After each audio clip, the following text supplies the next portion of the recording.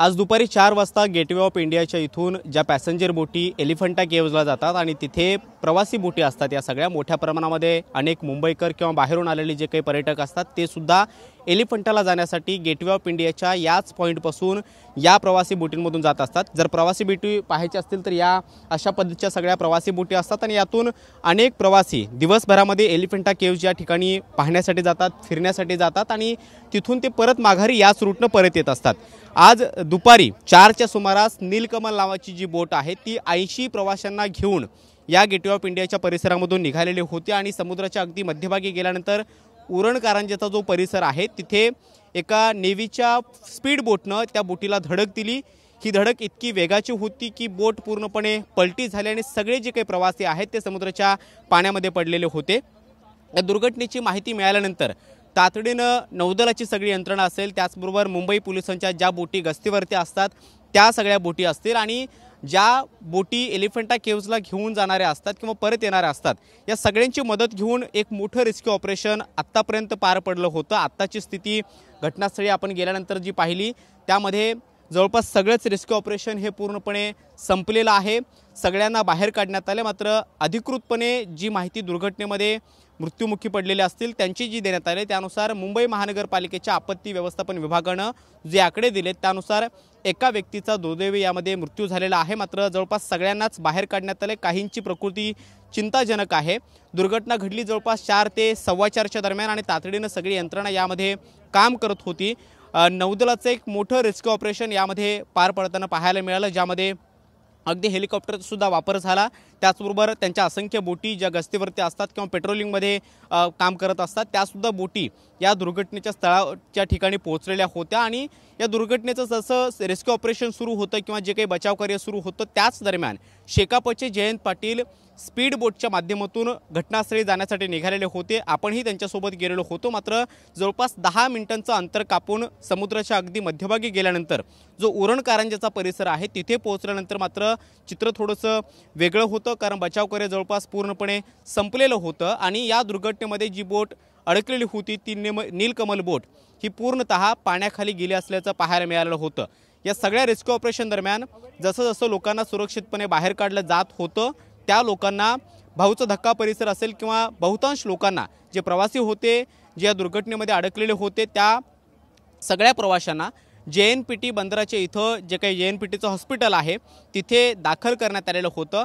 अगदी हाच तो पॉईंट आहे जिथून हे सगळे प्रवासी नीलकमल बोटीमध्ये चढलेले होते आणि इथून ही बोट जवळपास 4 वाजण्याच्या सुमारास आतमध्ये जाण्यासाठी निघालेली होती आणि अगदी 10 मिनिटांचं अंतर पार केल्यानंतर आपण स्पीड बोटच्या माध्यमातून गेलो तेव्हा जवळपास 10 मिनिटं त्या ठिकाणी पोहोचण्यासाठी आपल्याला लागलेली होती, आम्हाला लागलेली होती, तितका वेळ लागलेला होता। त्यामुळे या बोटीची तुलना जर करायची असेल तर या पॅसेंजर बोटी ज्या आहेत त्या अतिशय संथ गतीनं पाण्यातून जात असतात आणि त्यामुळे जवळपास अर्ध्या तासाचं अंतर त्यांना लागलेलं असू शकतं। मात्र उरण कारंजाच्या परिसरामध्ये पोहोचल्यानंतर जी काही दुर्घटना घडली त्याचे काही व्हिडिओसुद्धा आता समोर आलेले आहेत।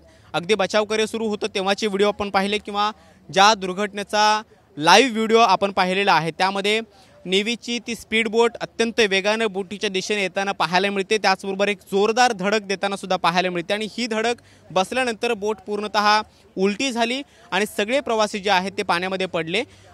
जे बोटीचे मालक सध्या जी माहिती देत आहेत त्यानुसार जवळपास सगळ्याच प्रवाशांना लाईफ जॅकेट जे आहे ते देण्यात आलेलं होतं असं आत्तापर्यंत तरी सांगण्यात येतं आहे। मात्र आत्तापर्यंत या दुर्घटनेमध्ये जे अडकलेले प्रवासी आहेत त्यामध्ये मुंबई महानगरपालिकेच्या आपत्ती व्यवस्थापन विभागानं जी माहिती दिली त्यानुसार 80 प्रवासी त्याचबरोबर 5 क्रू मेंबर या बोटीमध्ये होते। त्यापैकी JNPT बंदरामध्ये 56 जणांना नेण्यात आलेलं होतं, त्यापैकी 3 जणांची प्रकृती चिंताजनक आहे आणि एका व्यक्तीचा मृत्यू झालेला आहे। त्याचबरोबर नेव्ही डॉकयार्डला जवळपास 9 जणांना नेण्यात आलेलं आहे, त्यापैकी 8 जण हे आता सध्या सुस्थितीत आहेत। मात्र एकाची प्रकृती चिंताजनक असल्याची माहिती मिळते आणि अश्विनी हॉस्पिटलमध्ये एका व्यक्तीला नेण्यात आलेला आहे, त्याची सुद्धा प्रकृती ही चिंताजनक असल्याची माहिती आत्तापर्यंत देण्यात आलेली आहे।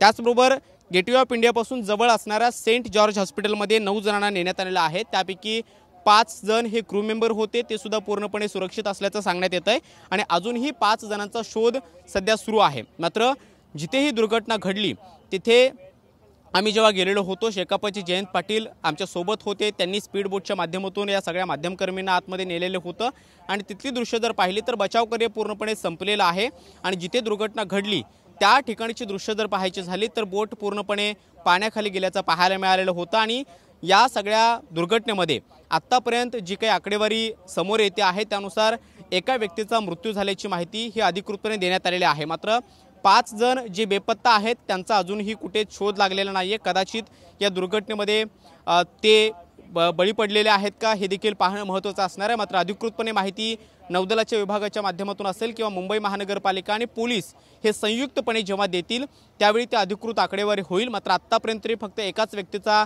मृत्यू झाल्याचं सांगण्यात येतंय।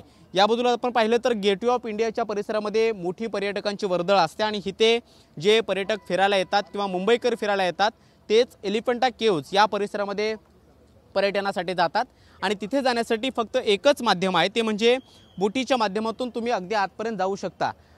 या बोटी आपण पाहतो या सगळ्या प्रवासी बोटी आहेत, खाजगी बोटी असतात आणि इथे या प्रवाशांची बसण्याची क्षमता असेल किंवा त्या प्रवाशांच्या सुरक्षेच्या अनुषंगाने जी काही खबरदारी घेणं आवश्यक आहे त्यामध्ये लाईफ जॅकेट हे कंपल्सरी सगळ्यांना देणं बंधनकारक असतं आणि त्या सगळ्या गोष्टींची काळजी घेणं याचं तंतोतंत पालन करणं हे सुद्धा आवश्यक असतं। त्यामुळे आता या दुर्घटनेमध्ये जी नीलकमल बोट दुर्घटना घडली, जी नीलकमल बोट पूर्णतः उलटली, त्या बोटीच्या मालकांनी या सगळ्या सुरक्षेच्या अनुषंगाने ज्या काही बाबी किंवा नियमावली आहेत त्यांचं पालन केलेलं आहे का याची देखील चौकशी पोलिसांच्या माध्यमातून येत्या काळात होऊ शकते। त्याचबरोबर या सगळ्या रेस्क्यू ऑपरेशन दरम्यान आपण पाहिलं की वेगवेगळ्या यंत्रणा काम करत होत्या ज्यामध्ये भारतीय नौदलाचं एक मोठं पथक त्या ठिकाणी बचावकार्य करत होतं। अगदी हेलिकॉप्टरचा वापर सुद्धा या बचावकार्यामध्ये करण्यात आला।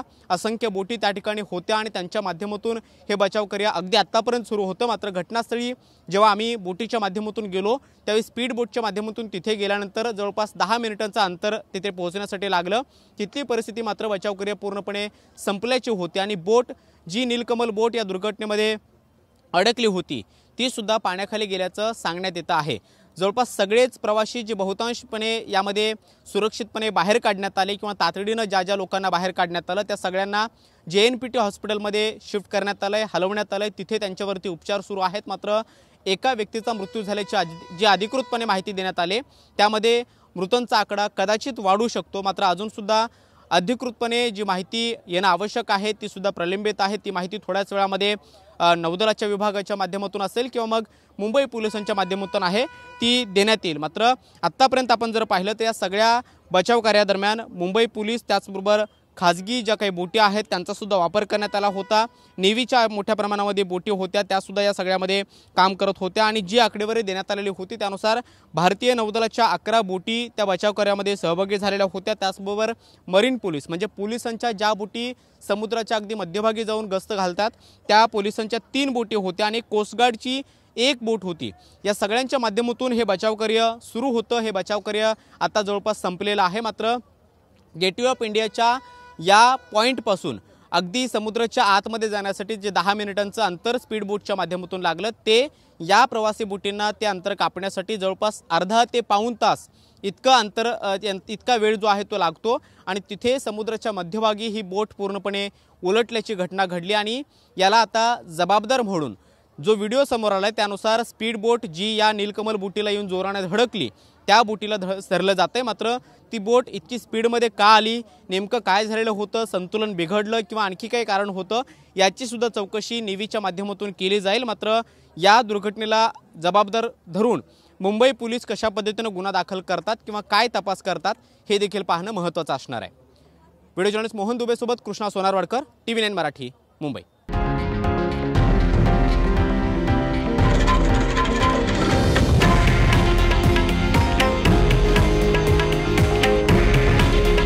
हे आहे देशातील नंबर 1 न्यूज नेटवर्क आणि आपण पाहत आहात TV9 मराठी।